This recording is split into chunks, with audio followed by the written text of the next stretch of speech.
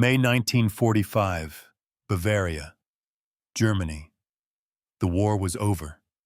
American forces were occupying Germany, and they needed headquarters, command posts, places to house officers, and plan the occupation.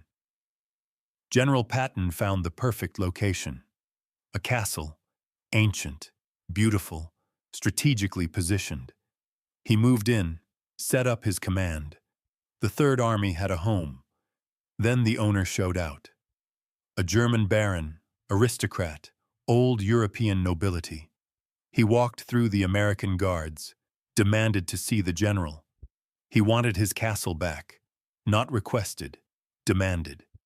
He explained his family had owned this castle for 400 years, that it was his birthright, his property. The Americans were guests in his country and needed to leave his home. Patton listened, looked at the baron, looked at the castle, and made a decision that would teach the aristocrat what his title was worth in the new world. What Patton did next would become legendary, a lesson in what happens when old-world privilege meets American pragmatism. This is the story of the castle that became a stable. We tell the stories about World War II that show what happened when the old world met the new. To understand why this moment mattered, you need to understand what German castles represented. These weren't just buildings, they were symbols, physical manifestations of a social order that had existed for centuries: nobility, bloodlines, inherited privilege. Patton was annoyed. What mattered was the title, the von. Finally, Patton spoke. "You want me to leave your castle?" "Yes, General.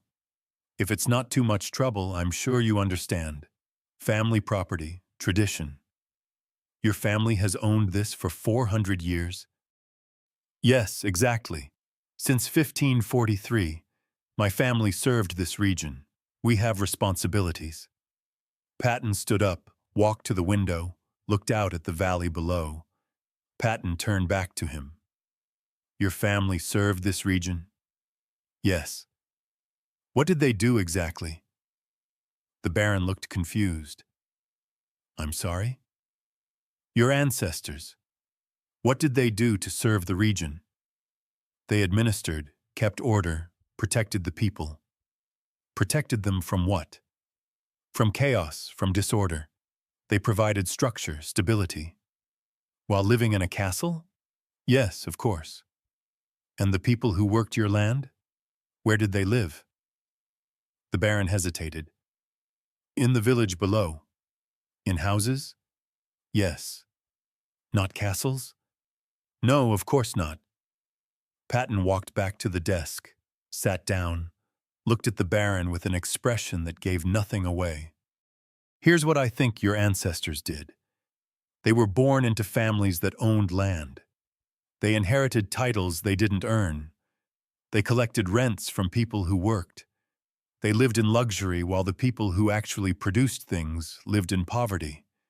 And they called it service." The baron's face reddened. "General, that's not—" "I'm not done. Your family lived here for 400 years in comfort, in privilege, because of an accident of birth. Not because they were smarter, not because they worked harder, because their great-great-great-grandfather happened to be born in the right bed. You don't understand European tradition. I understand that your country just started a war that killed 50 million people. I understand that your government built camps where they murdered millions more. And I understand that your aristocracy, your nobles, your barons with their 400-year-old castles, either helped make that happen or stood by and let it." The baron was silent now. "You want your castle back," Patton continued. "Let me tell you what's going to happen instead. I'm going to keep using this building, but not as a headquarters." "Then what?" "I'm thinking a stable." The baron went pale. "A stable?" "For horses. We have a lot of them. They need housing. This building has good ventilation, strong floors. It'll work perfectly. You can't be serious. I'm completely serious. Your ballroom downstairs, where your ancestors held parties, that'll fit about 30 horses. The formal dining hall, another 20. I'm estimating we can house 70, maybe 80 horses in here.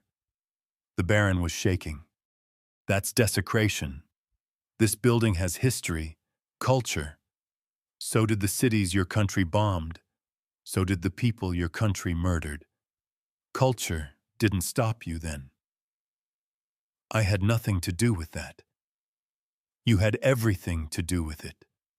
You and every other aristocrat who thought their bloodline made them special, who thought tradition mattered more than human decency, who supported or tolerated a government that turned barbarism into policy. Patton called for his aid. When the man appeared, Patton gave the order. Get engineers in here. I want this building converted to stables, maximum capacity, and I want it done fast. Get the Baron's family crest off the wall above the entrance. Replace it with something appropriate. Maybe a horseshoe. 400 years of family history, generations of tradition, reduced to housing for animals. Patton wasn't finished. You know what the real problem is? You actually believed your title meant something. That being born into the right family made you important. That nobility was real. He stood up, walked around the desk, got close to the Baron. Let me tell you what nobility is. Real nobility. It's the farm boy from Kansas who stormed a beach under machine gun fire because his country asked him to. It's the factory worker from Detroit who spent 3 years building tanks so we could win this war. It's the medic who died saving lives in a field hospital. Those men weren't born noble. They weren't born into castles. They were born into ordinary families, and they became extraordinary through what they did, not who their parents were. The Baron said nothing. There was nothing to say. You wanted your castle back. Now you know what it's going to be used for. You can leave now. Some protested, wrote letters, complained to occupation authorities. Patton's response to every complaint was the same. You lost the war. Your system failed. Your privilege is over. Be grateful you still have your lives. Years later, historians would debate Patton's decision. Some argued it was unnecessarily cruel, that the Baron wasn't personally responsible for the war, that destroying cultural heritage served no purpose. Others argued it was exactly right, that the aristocratic system had propped up the worst elements of German society, that privilege had enabled atrocity, that destroying the symbols of that system was necessary. What's certain is this: that castle never returned to the Baron's family. After the Americans left, it was used for other purposes, eventually became a museum. The stable conversion was undone, but the Baron's ownership was not restored. The old world had ended. The new world had no place for inherited privilege, for titles based on birth, for castles that represented centuries of inequality. If you'd been Patton, would you have done the same? Or would you have returned the castle to the Baron?